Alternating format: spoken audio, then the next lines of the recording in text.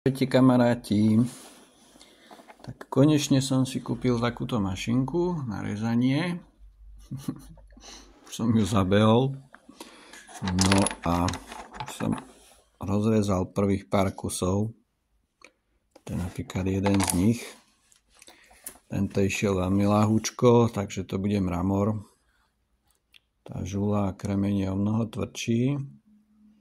Vždy ma zaujímalo, že čo ukrýva ten kameň v sebe, tak konečne som si kúpil taký dáček 50-ke túto pílu a som veľmi rád, že som si ju kúpil. No takto napríklad vyzerá drevný opál.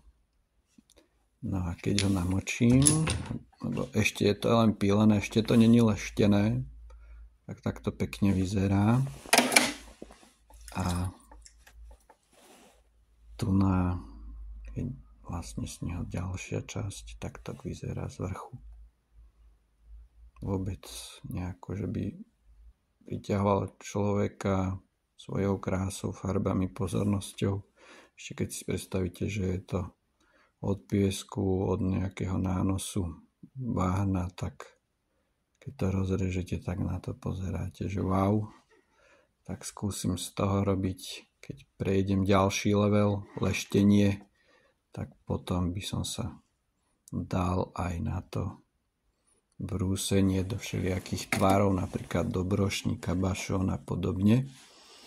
No teraz som sa učil, ako to vlastne rezať, aby si človek neporanil prsty. Pozrite sa na takéhoto krásavca. Tak to vyzerá vo vnútri. Je to vlastne kremeň.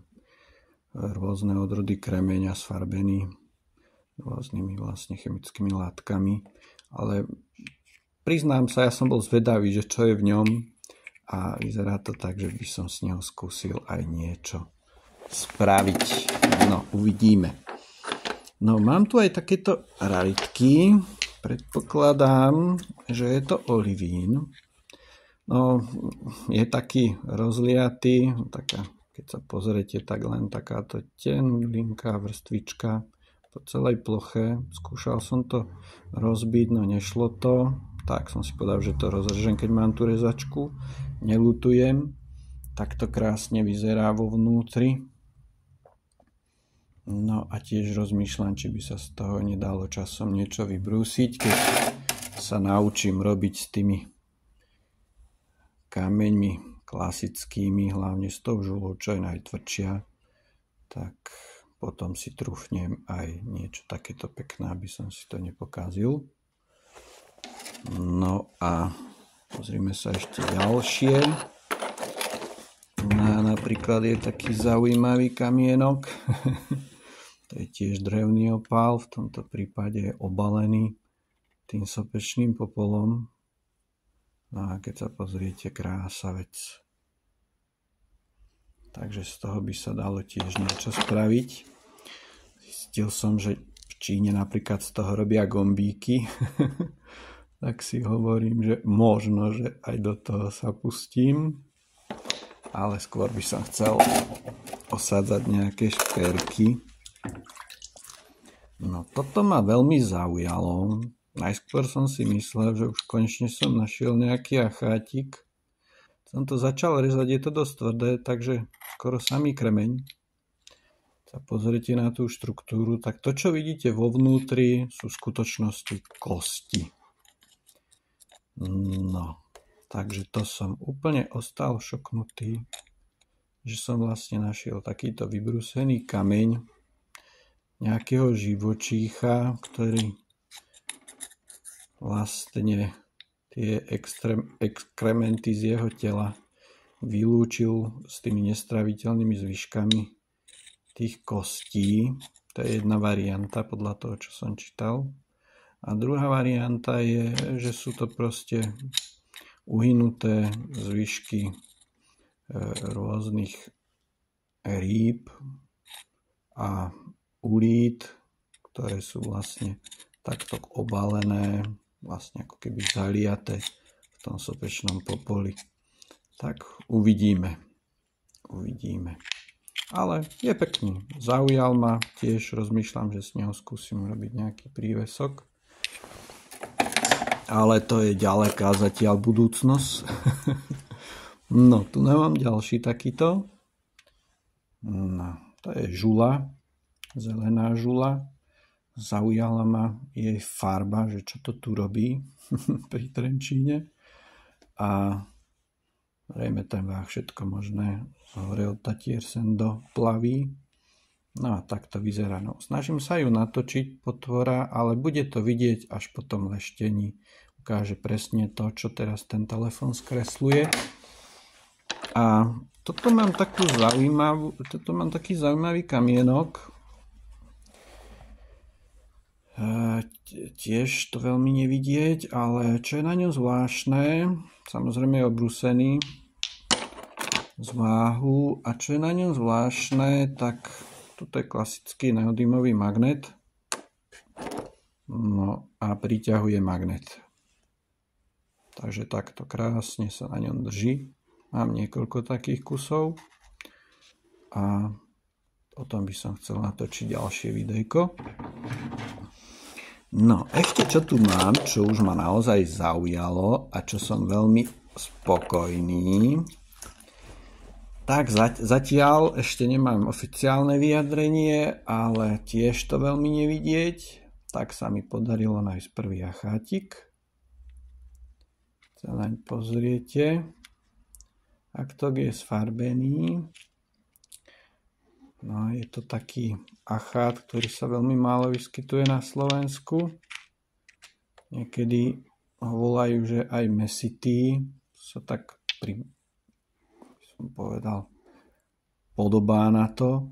A zase z druhej skupinky je názor, že to bude zase opál. Takže až po vyleštení uvidím pekne tú kresbu. Teraz to moc nevidieť, že ako to vlastne dopadne. Takže skúsim ho preleštiť. No, tu mám ďalší takýto kúsok. To tiež ukážem, to som našiel na poli. No, veľmi sa to podobá na meteor, ale to by bola bomba. No, čo je zaujímavé, skúsime magnet. Tak je magnetický. Krásne drží magnet. Takže uvidíme.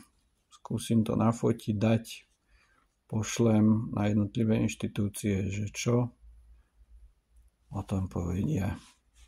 Ináč tých meteorov sa dá zrátať na jednej ruke, veľmi málo, na Slovensku kusov. No, toto máme ešte z toho drevného opálu trošku, taká tenká štička. Skúšal som.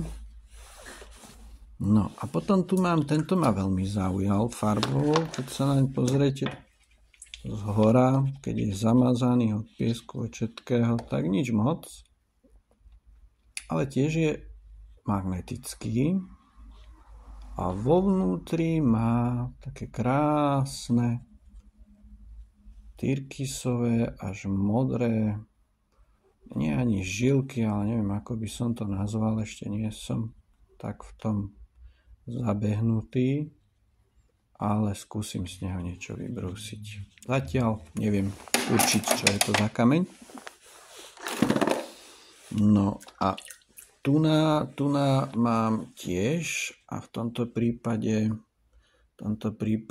to bude opál podľa tých skupín, drevný opál, že vraj je bežný na Slovensku, ale s takýmto prerastaním, vidíte vykryštalizované priamky, čo to môže byť, to ešte neviem. Uvidíme, čo zistím. Ale zatiaľ vám toto videjko vlastne ukazujem, že aké rôzne kamene sú, človek si ich ani nevšimne. Pozrite sa, nič moc, keď bol od piesku, od blata. Keď som ho rozrezal, tak je plný vlastne takýchto tmavo-čiernych až do zelena takých, by som to nazval, kúskov kamienkov zaliatých vlastne doslova v tej hornine ďalšej. Tak to tiež ešte neviem, čo to je. No. Tu sa mi podarilo nájsť prvý môj olivín, no nie je čistý. Skúsim ho troška obrúsiť, vyleštiť, ale má tu zo pár takých tenkých čiaročiek. No ale páči sa mi na ňom veľmi, veľmi tá farba. Ešte druhá možnosť je, ako som zistil druhý názor druhej skupiny, že je to vlastne odroda kremeňa. Takže uvidíme, keď ho troška zabrúsim, preleštím, čo sa ukáže. No, tento kamienok ma tiež veľmi zaujal, taký zvláštny. Samozrejme, keď bol zamazaný, nič moc, ale potom, keď som ho opláchol vo vode, tak ma zaujali tieto fialové časti. Samozrejme, zase to nevidieť, laskne sa to od vody, ale je to úplne tmavo fialový kameň, to mi to ukazuje moc do bleda. No, skúsim to priblížiť. No, trošku, áno, trošku nie. No a teraz to vidno zhruba, no samozrejme ešte je tmavší. A pomedzi ešte zelené. No, je tam veľa kremeňa v tom, veľmi ťažko sa rezal. Napriek tomu, že mám kotúč na žulu a tento kremeň väčšinou mi celkom sa dobre reže. Ale toto bolo trochu ťažšie. Tak teraz rozmýšľam, čo to môže byť. Však pritečie nejaká voda a uvidíme. No, tu nám mám ešte ďalší kamienok. Ukážem ho zvonka. Tiež zamazaný, nič moc, ale zaujal ma. Ak si hovorím, opláchnem ho, lebo som uvidel takúto jednu botočku. Tiež je plný takých kamienkov do fialova. No a samozrejme ma zaujalo, keď som ho rozrezal. Takto vyzerá vo vnútri. Tu na jednu takú väčšiu lôžku toho iného materiálu sa mi podarilo rozrezať. A na tejto strane vidíte, je do fialová, není priesvitný. Je skôr taký matný, no skúsim ho preleštiť, možno, že sa to úplne ináč ukáže. No ale tiež si poviete, keď idete pri brehu, že čo je to za kameň, ani si ho nevšimnem. Ale mňa zaujali tie bodky a hovorím si, či na ňom nebudú nejaké skameneliny alebo v ňom.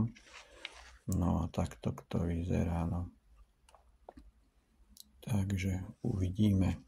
Celkom pekne sa dal rezať, bol dosť mäkký. Som bol prekvapený. Takže neočakávam, že to bude nejaký veľký objav. No, tu nám máme ešte ďalšie kamienky. Tu nás sa mi podarilo nájsť takýto klasický pazúrik. A druhá skupina mi tvrdí, že to je drevný opál.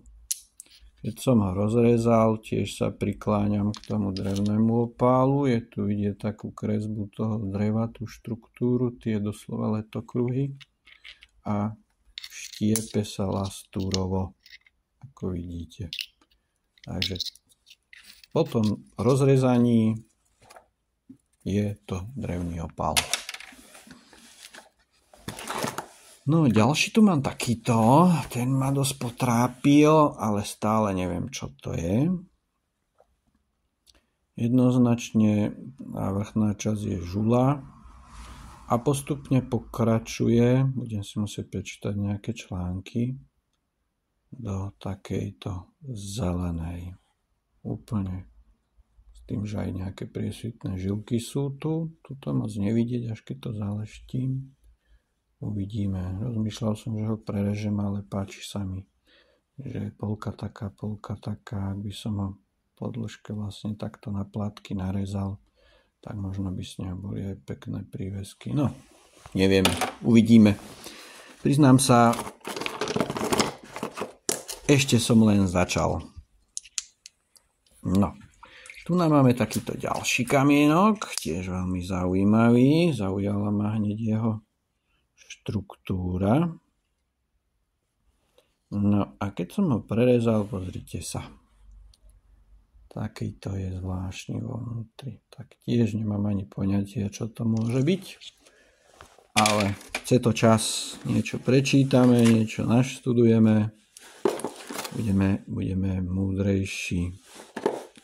No, ešte tu mám takýto veľký, čo ma veľmi zaujal tou štruktúrou. Hovorím si, či v tom niečo vo vnútri nebude nejaká dutina. No nebola. Ale pozrite sa na tie nádherné farby. A ešte keď to vyleštím.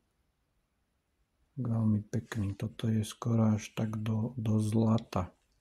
Do takej lesklej, žltej. No moc to teraz nevidieť, až keď to vyleštím. Tak uvidím, čo to bude. No, priznám sa, rezalo sa to veľmi ťažko. Jednak bol rezaný na dvakrát, lebo to bol väčší, ako mám záber kotúča, kamienok, ale zase na druhej strane oplatilo sa. Teraz riešim vlastne tie brusné kamene, ktorými to budem ďalej pokračovať. No a takto vyzerá. Takže tvrdý kameň. Kremeň, keď som rezal, tak by som to porovnal s týmto, tak o trošku sa ťažšie ešte reže ako klasický kremeň. Ale išlo to. Takže toto je k môjmu prvému videu. Takto som sa pohral, trošku zabavil môj koníček od detstva. Mama vždy, keď počula v práčke, čo si hrkota, tak sa chytila za hlavu a hovorí, ty si zase nejaké kamene doniesol domov a zabudla som skontrolovať vrecka. Takže budem rád, keď dáte tomuto videu like, poprípadne ho budete zdieľať a ja budem pokračovať ďalej a uvidím, ako sa to časom vyvinie. Tak ahojte priatelia.